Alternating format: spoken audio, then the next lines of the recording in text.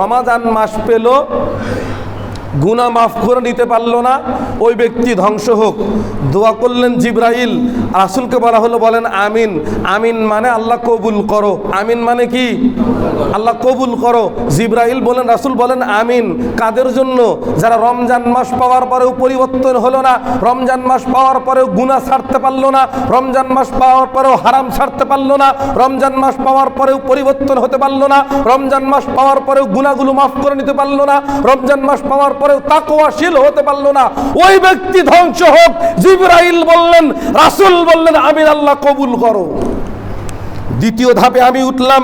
জিবরাইল আমাকে বললেন যে ব্যক্তি আপনার নাম শোনার পরে দরুদ পড়ে না, মুহাম্মদ সাল্লাল্লাহু আলাইহি ওয়াসাল্লাম, সংক্ষিপ্ত এই দরুদ যারা আপনার নাম শুনে পড়ে না, কৃপণতা করে, রাসূল বলেন তারা ধ্বংস হোক। বলেন আমিন। রাসূল বললেন আমিন।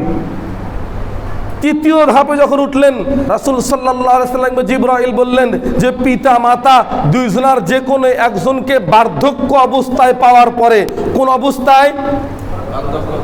বার্ধক্য অবস্থায়, বুঝেন নাই? বুড়া বুড়ি পাওয়া অবস্থায়। কোন অবস্থায়?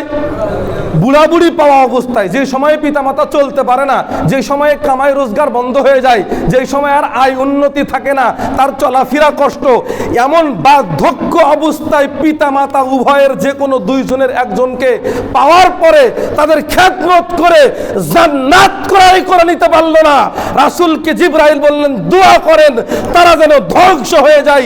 বিশ্বনবী, পৃথিবীর শ্রেষ্ঠ মানুষ, মানবতার মানুষ, সবচেয়ে গুরুত্বপূর্ণ মানুষ নবী মুহাম্মদুর রাসূলুল্লাহ সাল্লাল্লাহু আলাইহি সাল্লাম বললেন আমিন, আল্লাহ কবুল করো।